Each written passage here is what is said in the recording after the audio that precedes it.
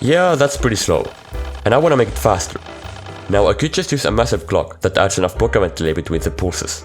But that's kind of cringe, and it's not the actual player activating the door. So I want to do it without the clock. But that's kind of difficult, because powering a lever multiple times in a game tick doesn't obviously add block event delay. And as far as I knew at the time, there were no instant components that I could detect multiple different block updates from within the same game tick. So I went to Chrono's Discord to ask for help. And literally within like an hour, a person by the name of LoloPolQ had come up with a solution. So the concept he showed had these rail diodes that only activate when the previous rail is on and the rail in front gets an update. And this happens because the previous rail isn't sloped and doesn't give the update that it usually does.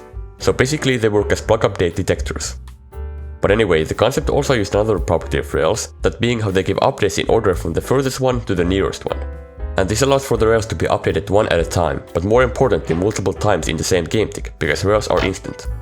So this meant that I could just add bot activated zero tick generators to the rail diodes and just power them one by one with the necessary amount of block event delay for each pulse. So this is great and all, but there was one issue. The circuit would only work when powering the rails, not when turning them off, because they would all get updated at the same time.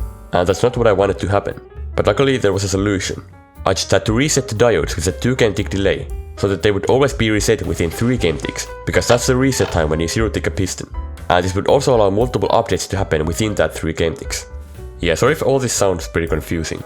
That's because it is.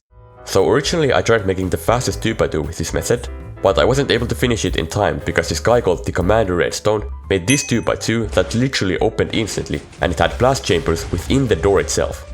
Like what? So yeah, he got the record and I gave up on the 2x2. Anyway, he still technically hadn't taken the record for the 1x1, so I still could get a new record. So I began working, and everything was going pretty smoothly, and I was able to get something that kind of worked, but it wasn't without any problems. Alright, so after doing a lot of testing and trying to get it to work, I found out that I actually need to redo most of this. Because I can't have the modules on the same level as the rail.